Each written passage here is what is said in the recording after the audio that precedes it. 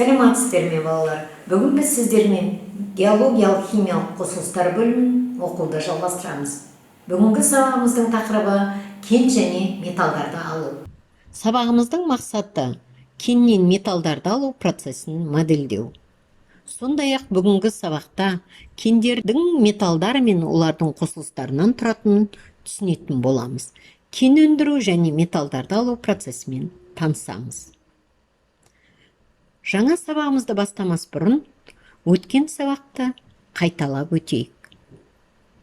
Балалар, берілген суреттерге назар аударыңдаршы. Мына суреттерде нелер бейнеленген? Әрине, минералдар. Минералдардың түрлері көрсетілген. Минералдарды агрегаттық күйлеріне қарай қалай бөлуге болады?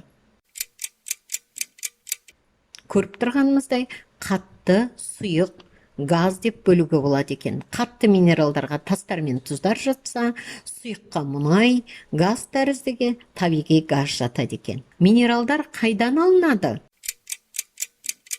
Жер қыртыстары мен қабаттарынан өндіріледі. Минералдар не үшін қолданылады? Минералдардан адам тіршілігіне қажетті заттар алуға болады екен. Кен дегеніміз не? Кен бір немесе бірнеше минералдардан тұратын пайдалы қазбалардың ерекше бір түрі. Енді жаңа сабағымызды бастайтын болсақ, бүгінгі сабағымызда кендерден металдарды алу жолдарына тоқталамыз. Бірақ табиғатта кен күйінде емес, таза, саф күйінде кездесетін металдарда болады екен.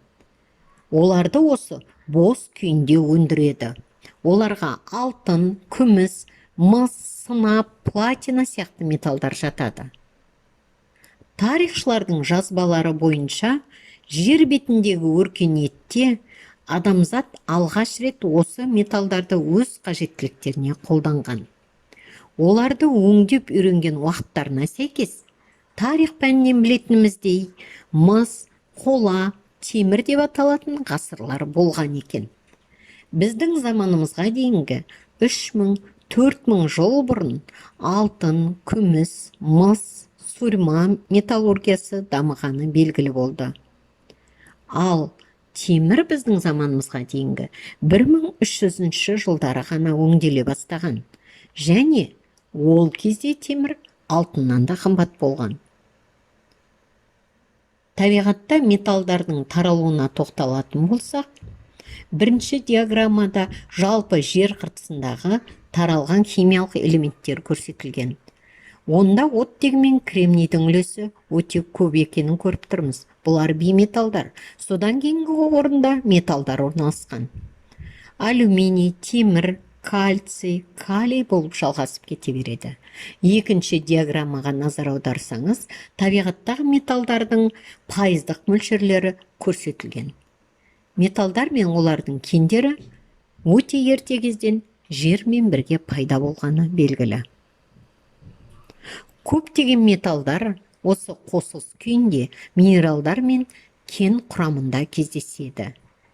Мысалы, темір мен алюминий оксидтер күйінде кездесетін болса, кальций, калий, натрийлер тұздар күйінде табиғатта кездеседі. Оларды кеннен бөліп алу үшін күрделі технологиялық процестер қолданылады. Кен өндіру процесі. Кенді жер қабаттарынан қазып бөліп алу. Кенді байыту процесі болса, кенді жер қыртысынан бірге шыққан басқа бос жыныстардан тазарту. Кендегі металды бөліп алу процесі бұл өте күрделі процесс. Ол кезінде кен ұнтақталып, қыздырып, немесе өртеліп, айыру процесі жүреді, немесе электр тоғының әсерімен айырылу процесі жүреді екен. Алынған металды қажетті құймаға құйып, белгілі бұйымдар жасайды екен. Мына суреттерде алюминийді алу үдерісін көруге болады. Боксит кенін өндіру және алюминий оксидінен электр тоғын өткізу арқылы алюминийді бөліп алу процестері көрсетілген. Алюминийден Өздеріңіз білетіндей, электр желілері, трубалар, басқа да көптеген қажетті заттар алынады. Алюминий электр тоғын жақсы өткізетін металл және өте жеңіл болып келеді. Сондықтан да осындай мақсаттарда көптеп қолданылады екен. Адамдар тұрмыста тек таза металдарды емес, кейбір жағдайларда олардың құймаларында қолданады. Құймалар дегеніміз екі немесе одан да көп компоненттерден тұратын, оның біреуі міндетті түрде металл болатын қосылыстар. Маңызды құймаларға шойын, болат, қола, тағы да басқалары жатады екен. Біздің елімізде металлургия өндірісі басты орын алады. Республикамызда Павлодар, Жезқазған, Балқаш металдар мен олардың құймаларын өндіру зауыттары бар.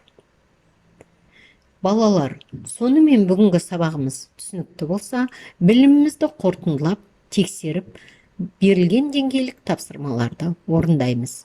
Бірінші деңгей тапсырмасы таза күйінде тұрған үш металды және кен күйінде кездесетін үш металды мына кестеге жаза қоямыз.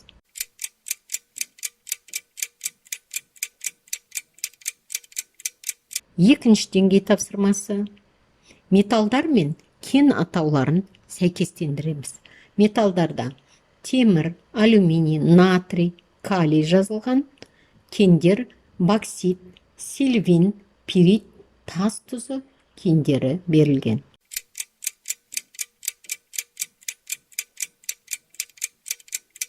Үшінші деңгей тапсырмасы кеннен металдарды алу кезеңдерін рет-ретімен жазыңыздар. Кенді бос жыныстардан тазарту, боксит кенін өндіру, металдан қажетті бұйымдар алу, алюминийді электролиз әдісімен алу. Осы жазылған процесстерді бірінші, екінші, үшінші, төртінші кезеңдерге орналастыруымыз керек.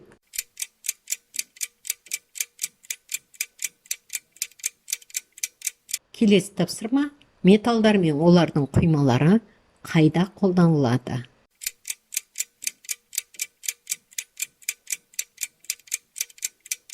Тапсырмалардың бағалау критерийлері. Кеннен металдарды алу процесін кезеңдерін біледі. Дескрипторлары кен мен металдарды ажырата алады.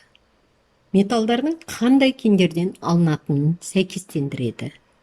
Кеннен металдарды алу процесін модельдей біледі. Металдар мен құймалардың қайда қолданылатынын біледі.